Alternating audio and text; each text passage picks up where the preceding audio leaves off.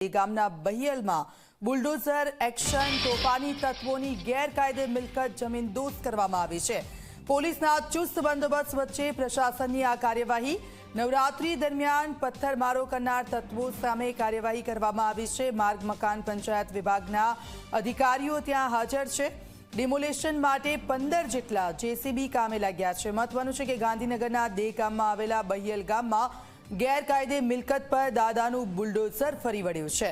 નવરાત્રી દરમિયાન શાંતિ દોડવાનો પ્રયાસ કરનાર તત્વોની કુલ 186 જેટલી મિલકતોને જમીનદોસ્ત કરવાની કામગીરી હાથ ધરાઈ છે અને આ અંગે પ્રશાસને નોટિસ પણ આપી હતી અને 10 દિવસના સર્વે દરમિયાન અસામાજિક તત્વોની મિલકત ઓળખી કાઢવામાં આવી છે।